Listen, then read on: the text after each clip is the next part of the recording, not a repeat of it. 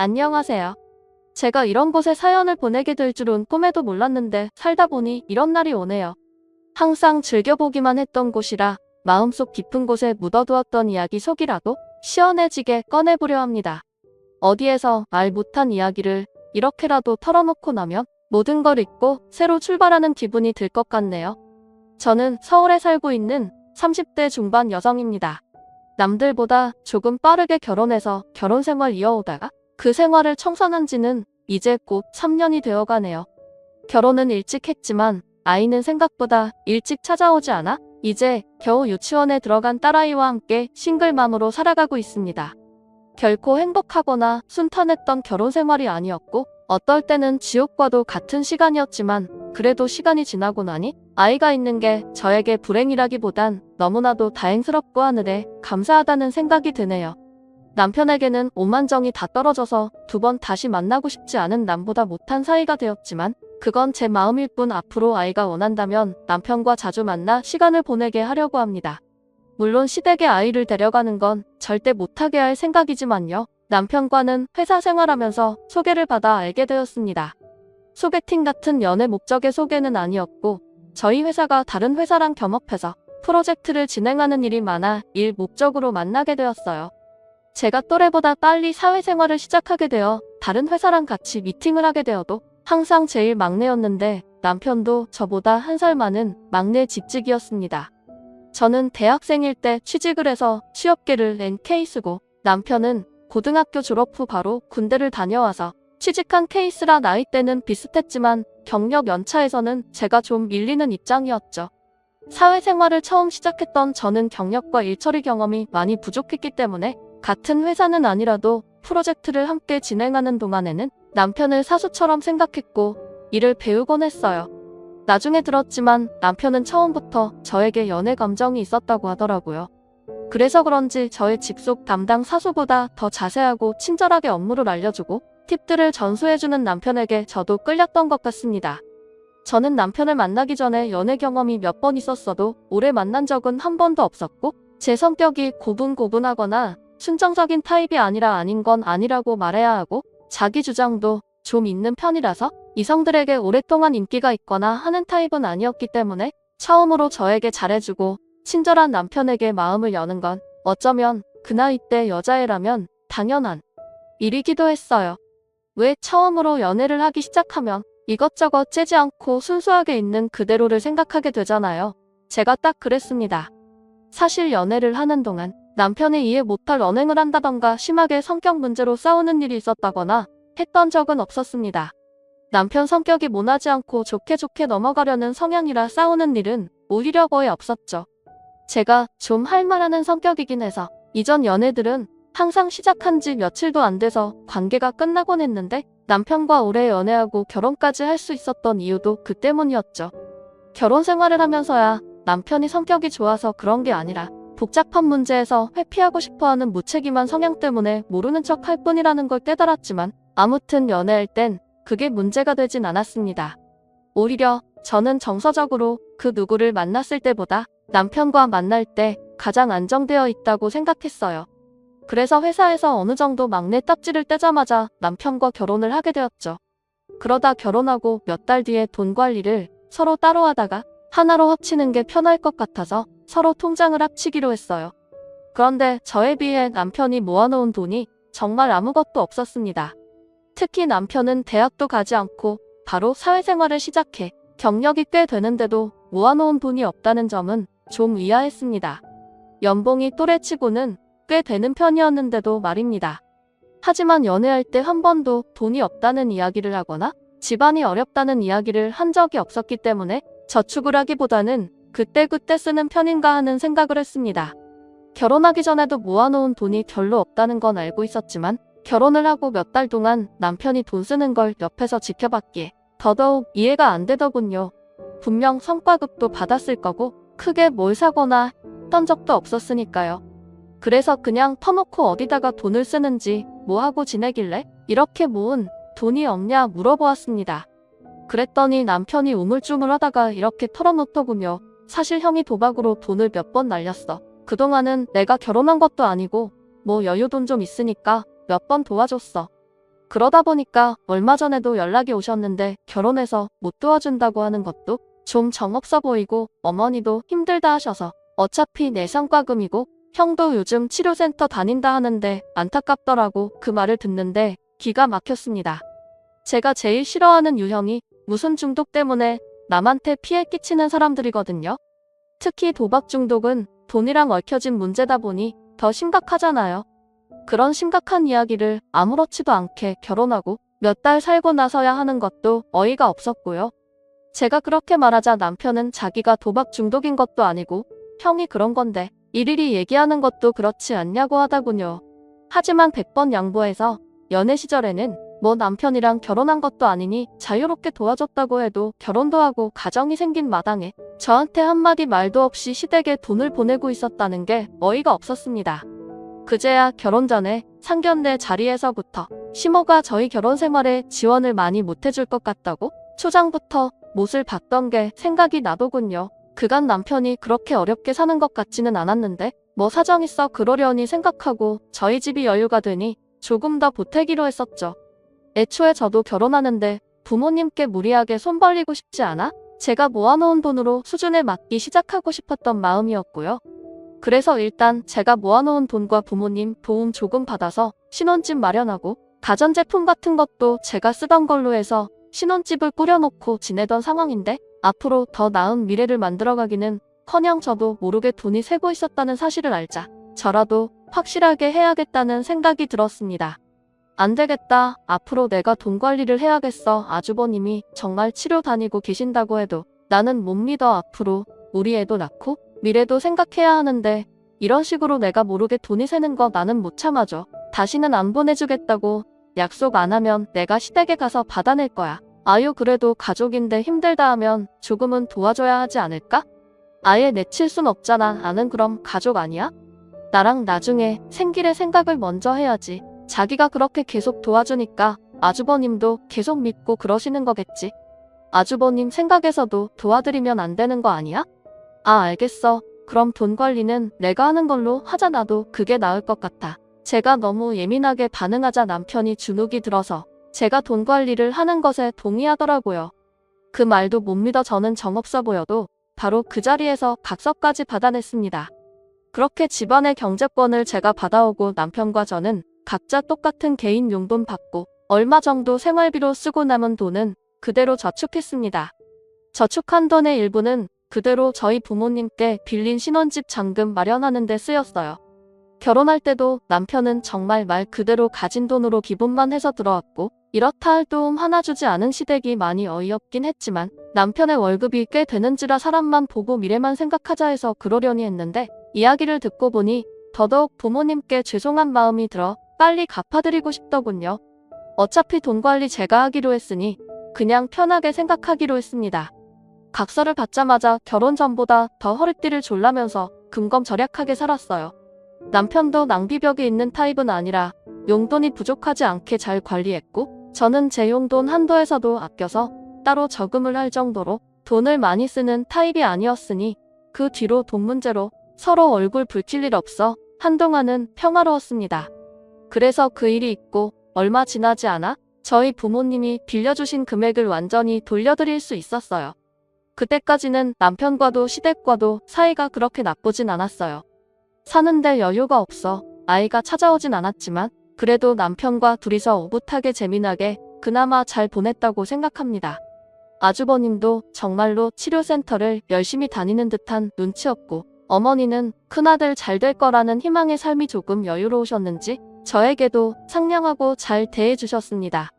그때까지만 해도 그랬습니다. 하지만 이후 아이를 임신하게 된 즈음 화목했던 집안 분위기는 와장창 깨지기 시작했어요. 애초에 도박 중독 아주버님과 그런 아주버님을 싸고 도는 남편과 시어머니와 같은 가족이 된다는 게 살아난 판에서 살아가는 듯 아슬아슬한 일이었는지도 모릅니다. 아주버님은 평소에 볼 땐 말도 별로 없으시고 큰 소리도 안 내셔서 아주 점잖고 조용한 사람 같은 분이었습니다. 하지만 어쩌다 가끔 화나는 일이 생기면 말 그대로 눈이 뒤집히는 아주 폭력적인 사람이었죠. 다행스럽게도 저에게 직접적으로 그런 적은 없었지만 딱 한 번 아주버님이 그렇게 고는 걸 보고는 너무 놀라서 시댁에 인사도 제대로 안 하고 황급히 집으로 돌아왔던 적이 있네요. 그날은 시집가고 세 번째로 만난 명절이었는데 평소 자주 안 오셔서 저도 처음 뵙는 남편의 먼 친척이 오신 날이었습니다. 인상도 좋으시고 서글서글하신 분이었어요. 처음 보는 저에게도 인사와 안부를 따뜻하게 물으시던 그분께서는 아주버님을 보자 표정이 싹 변하셨습니다. 그리고는 혀를 끌끌 차면서 병원 좀 다니라니까 아직까지 어머니께 붙어서 거머리 생활이나 하고 있다고 한마디 하셨죠. 말씀이 좀 지나치셔서 조금 놀랐지만 진짜로 놀란 건 그 다음 순간이었습니다. 아주버님이 갑자기 눈이 뒤집혀서는 상을 얻고 그 친척분께 달려드는 게 아니겠어요. 그리고는 온갖 구성과 역사를 난무하였고 시댁의 기물들이 날아다니는 것을 온몸이 굳은 채 놀라 지켜보다가 남편에게 이끌려 집으로 향했습니다. 너무 놀라서 그날은 말도 제대로 하지 못하고 며칠 지나 남편에게 한마디 했습니다. 아주버님, 너무 위험한 것 아니냐고요. 그러자 남편이 난감한 표정으로 아주버님을 싸하고 돌더라고요. 그래도 형 치료도 받고 잘 지내려고 노력하고 있는데 그걸 몰라줘서 속상해서 그런 거겠지. 남자들은 가끔 그래 너무 신경 쓰지 마 앞으로 그럴 일 없을 거야 아니 그게 말이 돼? 무슨 남자들이 가끔 그래 어머니도 그리고 그 연세 드시고도 그렇게 난리치는데 아주버님 감싸고만 있더라. 너무 위험한 거 아니야? 나는 사실 다시 뵙기도 좀 무서운데? 너한텐 그런 일 없었잖아. 그 사람이랑 형이랑 원래 사이가 좀 안 좋았어 어머니도. 그래서 그런 거겠지 온 집안 사람들이 왜 그렇게 아주버님을 싸고 도는지 정말 이해가 안 되더군요. 그래도 남편 말대로 아주버님이 치료 잘 받고 있다고 생각하고 그냥 저만 최대한 안 마주치려고 노력했어요. 어쨌든 남편은 자기 형이고 애틋한 존재이니 남편에게도 강요하면 싸움밖에 안 될 게 뻔하고 시어머니와도 싸우고 싶지 않았으니까요.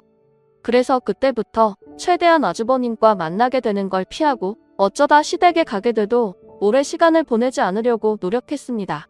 시어머니는 가능하면 밥 사드린다고 하고 따로 밖에서 뵈려고 했고요.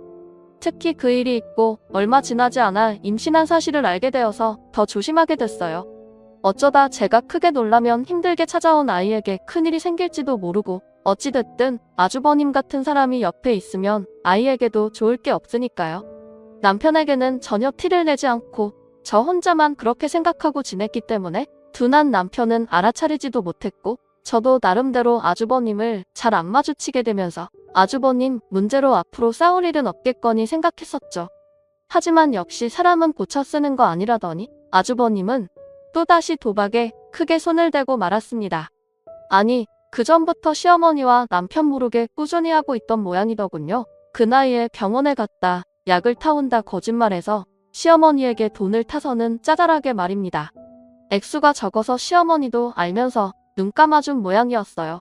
하지만 그렇게 적은 액수로 하니 성에 차지 않았는지 아니면 몇 번 돈을 따고 나니 더 갈증이 생긴 모양인지 아주버님은 참지 못하고 큰 액수가 걸린 판에 뛰어들었고 그건 그대로 시댁에 빚이 되었습니다.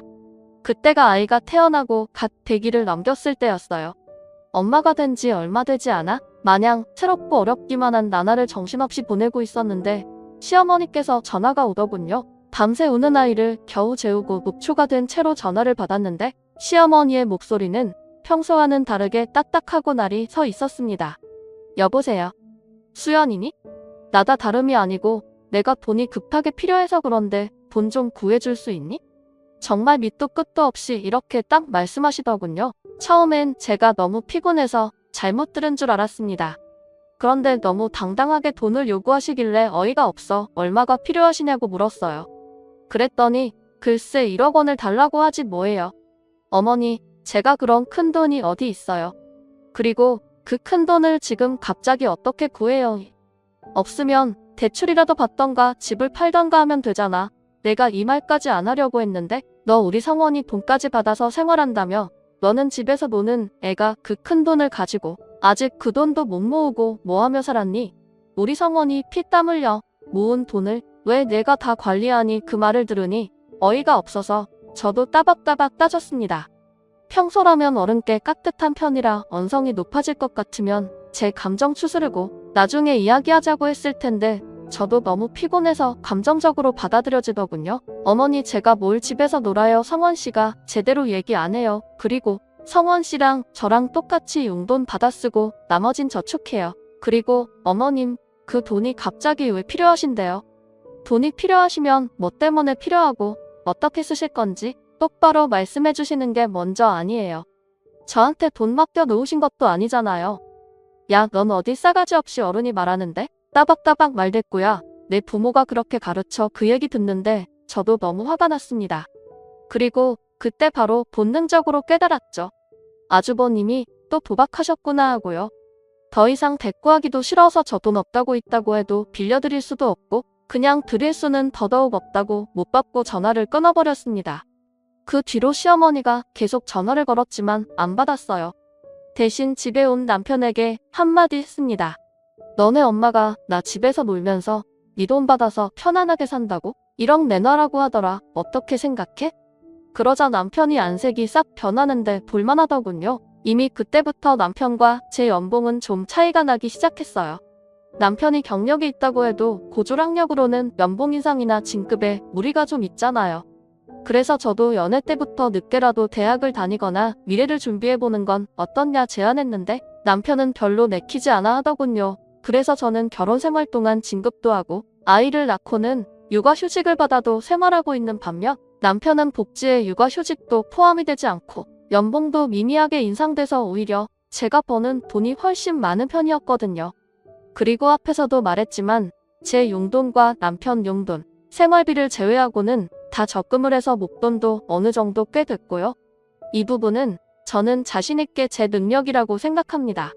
남편은 과소비는 안 해도 저축하는 습관이나 개념 자체가 저보다는 훨씬 떨어지니까요. 목돈의 일부는 주식에 투자해 이미 수익도 많이 올렸고요. 그걸 잘 알면서 시어머니한테 가서 뭐라고 떠들었길래 시모가 그런 식으로 입을 놀리는지 화가 너무 나더군요.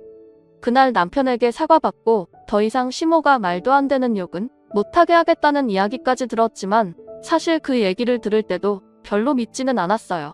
애초에 자기가 잘할 거였으면 제 귀에 그런 얘기가 안 들리게 잘했을 텐데 그러지 못한 거라 신뢰가 안 갔습니다. 당연히 남편은 머저리 같은 놈이라 그렇게 말을 하고도 제대로 일처리를 하지도 못했고요. 어쨌든 뭐라고 말을 했는지 그 뒤로 시모가 전화해서 돈 내놔라 하는 경우 없는 일은 없었습니다. 하지만 그날 이후로 시모는 철저하게 저를 괴롭히기 시작했어요. 정말 치졸하고 치사한 방법으로 말입니다. 처음 시작은 정말 간단하지만 기분 나쁜 방법인 음식에 대한 차별이었습니다. 어느 날 시어머니가 연락도 없이 음식을 바리바리 싸들고 집에 찾아오셨어요. 아주버님 일이 있고 시간이 어느 정도 지났기 때문에 제 감정도 조금은 누그러들었고 어머니도 이전과 다를 것 없이 밝은 표정으로 양손에 뭔가를 가득 들고 오셨기 때문에 화가 풀리셨구나 생각했어요. 그래서 저도 이번에 잘하면 아주버님 일을 없던 일로 할 순 없어도 잊은 척하고는 살 수 있겠구나 하고 어머니께 이전보다 밝은 목소리로 더 상냥하게 맞이해드렸어요. 하지만 어머니는 저는 본체 만체하더니 집에 들어오시자마자 냉장고 문을 열었습니다. 그리고 혀를 끌끌 차시며 이럴 줄 알았다는 듯이 말씀하시더군요. 너는 애 낳은 게 벼슬이라 집안 꼴을 이렇게 하고 사니? 겉도 아들도 아니고 딸 겨우 낳아놓고는? 집에서 놀면서 우리 아들 쫄쫄 굶기고 잘 살고 있네? 팔자도 편하다 너 그래놓고 산후조리를 하고 일하는 사람을 부르고 아주 팔자 좋아? 냉장고 안은 통통 비어있지도 않았고 제가 몸이 풀리지 않아? 이모님 불러 집안일을 도와주시는 건 사실이지만 힘이 들어가는 빨래나 청소 같은 것만 도와주시지 남편 밥은 제가 차려주고 있었어요. 출근 전에 일어나서 아침까지 말입니다. 가끔 정말 힘들면 배달 음식을 시켜 먹거나 하긴 했지만요. 그에 비하면 남편은 애를 낳은 것도 아니고 집안일을 크게 돕는 것도 아니라 저도 불만 있는 차였는데 어머님이 그렇게 말씀하시니 정이 뚝 떨어지더군요. 제가 이모님 불러 집안일 한다는 걸 시어머니께 그대로 일러바친 꼴이잖아요. 시어머니가 바리바리 싸들고 온 음식들은 보니 다 남편이 좋아하는 음식뿐이더군요. 고기류를 별로 좋아하지 않는 저를 놀리기라도 하듯이 다 고기 반찬이었습니다. 그것도 완제품으로 들고 오신 것도 아니고 반조리식으로 가져오셔서 제가 꼭 해서 대령해줘야 하는 것들로 말입니다. 어이가 없어 또 어머니께 따졌네요. 어머니 성원씨 결혼하고 살이 10kg나 쪘는데 제가 쫄쫄 굶긴대요. 그럼 지 뱃살은 어디서 쪄서 온 거래요? 저는 출산하고 살이 너무 빠져서 힘이 없는데 좀 알려달라고 하세요. 딱 보니까 어머니께는 오만 얘기 다 하고 일러 바치는구만. 그만 일러 바치고 저한테 직접 얘기하라고 하세요. 이렇게 빈정거리니까 어머니는 또 길길이 날뛰면서 싸가지가 없다, 어쩐다 난리가 나시더라고요. 그대로 음식만 내려놓고 나가시라고 했습니다. 음식도 들고 나가시면 더 좋겠지만 어차피 제가 먹을 것도 아니니까요. 그날 집에 돌아온 남편에게 한 번만 더 이런 일 생기면 이혼하겠다고 딱 한마디만 했습니다. 남편이 사색이 되더군요. 자기 입장에서는 제가 저축도 대신해주고 애도 집안일도 다 전임해서 해주는 데다 연봉도 제가 높으니 이혼하면 자기가 큰일이잖아요. 게다가 지금은 저 때문에 아주머니 빚도 안 갚아주는 상황인데 자기는 힘들 거 하나 없이 제 핑계대면서 시머에게 좋은 사람이 될 수 있는데 이혼하면 자기가 나쁜 사람이 돼서 거절해야 하는 거니까요. 남편은 항상 이런 식이었어요. 자기는 좋은 사람 이미지를 유지하면서 남이 자신의 일까지 대신 책임져 주기를 바랍니다. 중간에서 자기만 살아남는 거죠. 그게 연애할 때 남편과 그다지 싸우지 않았던 이유였던 것 같습니다. 아무튼 제가 그렇게 또 세게 말하니 시모가 직접적으로 저희 집을 찾아와서 속을 뒤집어 놓는 일은 더 이상 없었습니다. 사실 그때부터 저는 이혼을 하고 싶었지만 아이가 너무 어렸고 이전에는 이혼을 한 번도 생각해 본 적이 없기 때문에 아이에게 이게 맞는 건가 하는 생각이 들어 망설였어요. 저는 한 번도 제 아이를 이혼 가정에서 키울 거라는 생각을 하지도 못했고 사실 이혼 가정에서 크게 할 바에는 제가 손해를 봐도 온전한 가정에서 키우는 게 맞지 않을까 하는 보수적인 생각이 좀 많이 들었습니다. 하지만 그 뒤에 명절에 시댁을 방문할 때마다 시모가 제 눈살을 찌푸려지게 하더군요. 음식 같은 건 다 아들아들하면서 아주버님과 남편 앞에 몰아주고 저는 남편과 아주버님이 밥 먹을 동안 설거지해라 뭐해라 이것저것 시키면서 남편과 아주버님이 밥을 다 먹고 일어서면 저보고 남은 잔반으로 밥 먹으라고 하더군요. 남편은 그걸 보고도 아무 말도 안 하고요. 너무 자존심 상하고 비위가 상해 안 먹는다 하고 상을 치웠습니다. 그것 말고도 저는 아예 투명인간이고 자기들끼리만 아는 옛날 얘기를 나누며 저는 아예 대화에 낄 수도 없게 하거나 어쩌다 말이라도 한 번 하면 요즘은 세상 좋아져서 기집애들이 무서운 줄 모르고 함부로 입을 놀린다고 하시는 건 아니겠어요? 너무 어이가 없어서 어머님도 여자 아니냐고 한마디 했다가 또 싸움 날 뻔한 걸 남편이 재빠르게 시어머니 비위를 맞추며 화제를 돌려 무마시켰습니다. 가만히 앉아서 제 편을 들이는 게 아니라 상황을 회피해버리는 남편의 무책임함에 저는 더 화가 났고요. 하지만 저한테 그렇게 하는 건 제가 앞으로 무슨 일이 있어도 명절엔 안 와야겠다 생각하고 잊으면 되는 거였어요. 가장 참을 수 없는 건 제 아이가 딸아이라고 혀를 끌끌 차는 시모의 태도였습니다. 승현이 쟤도 아들로 태어났어야 하는 것을 딸이 나와가지고 요즘 세상에 딸이 뭐 필요해? 나는 다행스럽게도 아들 둘 다 잘 지낸다만 수연이 너는 이 집 몸 풀렸으면 둘째 아들 할 준비해야지 그런 생각 없니? 우리 집대 끊기게 하려고 그러니? 그때는 딸이 10개월쯤 됐을 때였어요. 몸도 풀리지 않았을 뿐더러 저는 사실 그렇게 돈을 많이 버는 것도 아니고 아이는 하나만 낳아 잘 키우자는 생각이라 둘째 생각은 아예 없었고요. 그리고 제 아이가 아들이 아니라 의미가 없고 실패작이라는 식으로 말씀하시는 게 너무 화가 났습니다. 남편은 딸을 건드리는데도 아무 말도 안 하고 가만히 있고요.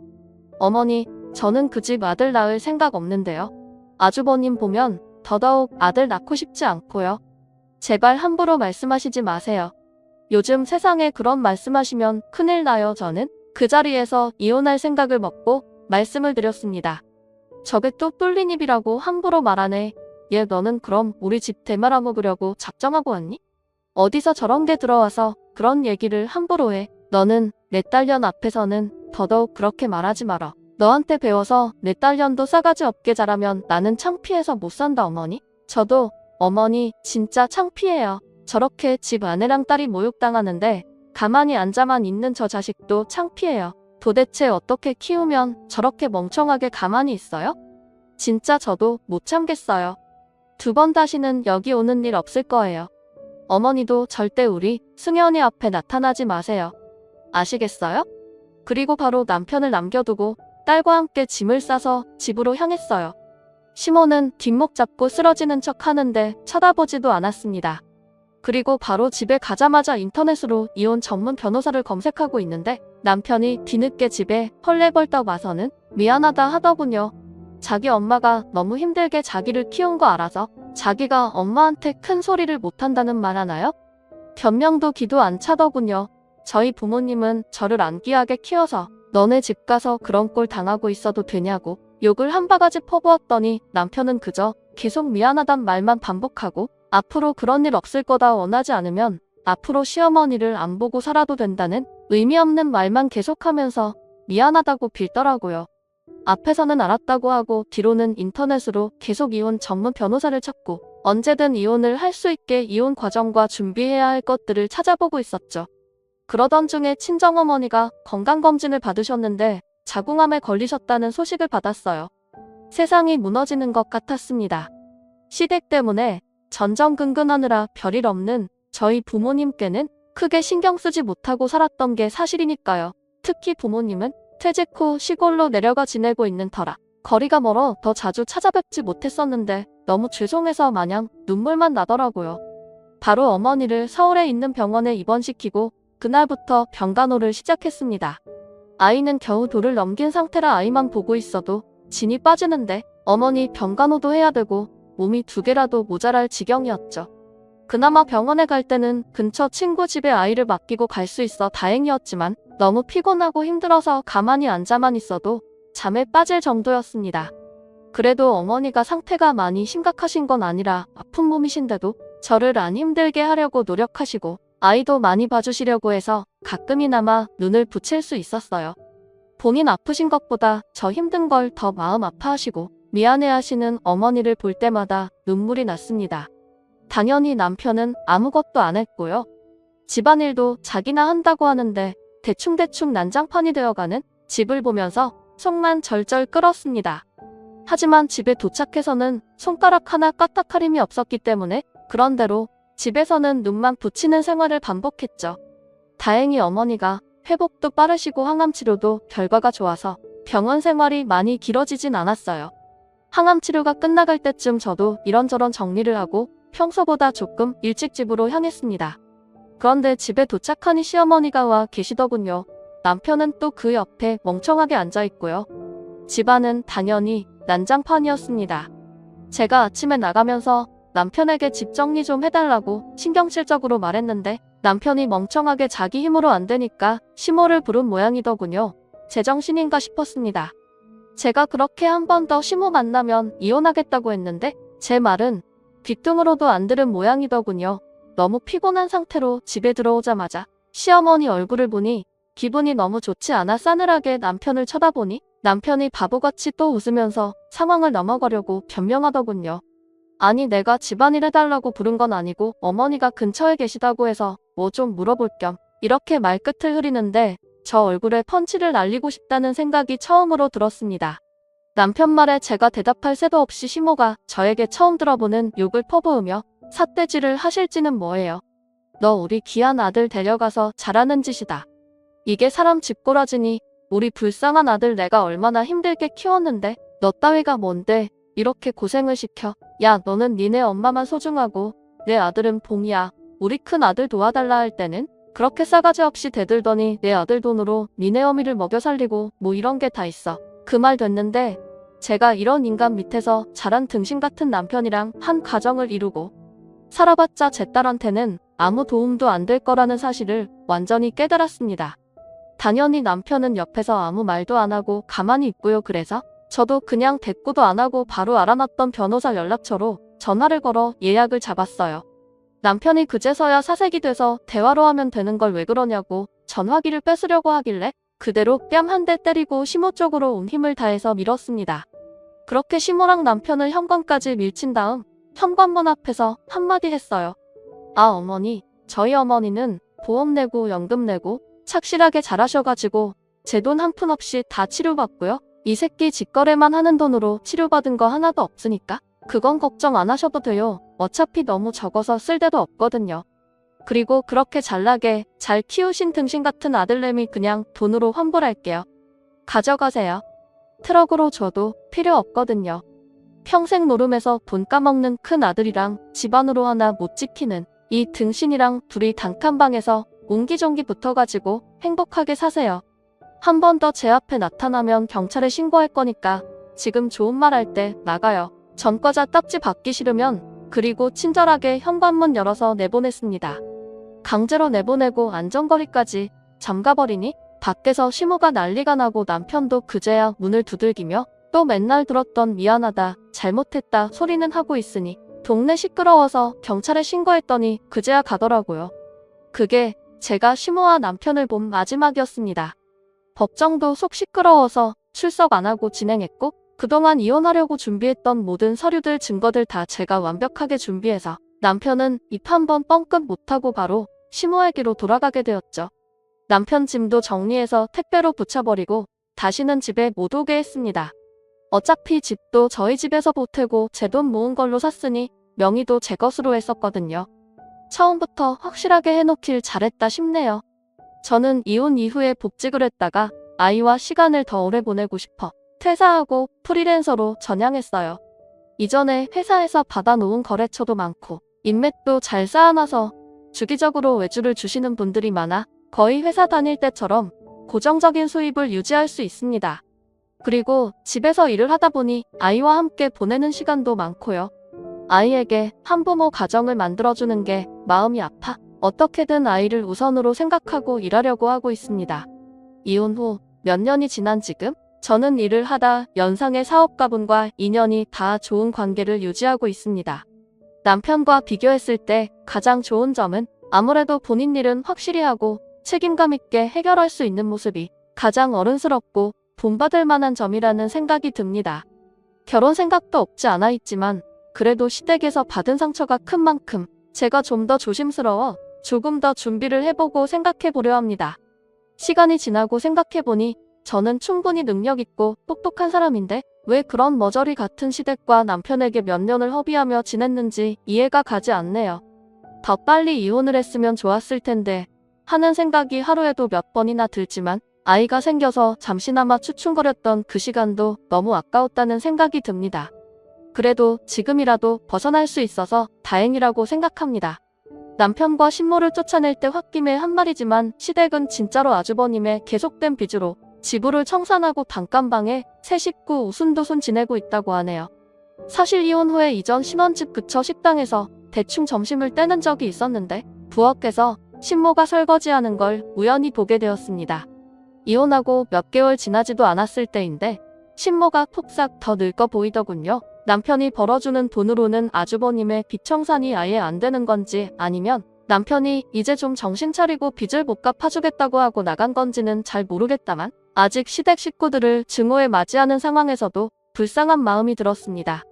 하지만 신모가 뿌린 대로 거둔 거겠지요. 시간이 좀 흐르고 나서 아이가 남편을 만나고 싶어하면 만나게 해주려고 하지만 무너져가는 단칸방에 사는 남편 집에 아이를 보내고 싶지 않아 무조건 밖에서 시간을 보내게 하려고 합니다. 물론 아이도 아빠한테 별로 정이 없어서 만나고 싶어 하지도 않아요. 제 남자친구를 더 따르고 좋아합니다. 남편이 아이와 시간을 보내거나 아이에게 사랑을 준 것도 아니니까요. 긴 사연 들어주셔서 감사합니다. 저는 이 사연을 보내고 남편이란 사람에 대해 완전히 잊어보려고 합니다. 아직 제 인생은 길게 남아있고 저에겐 저보다 더 소중한 제 딸이 있으니 힘내보려고 합니다. 감사합니다.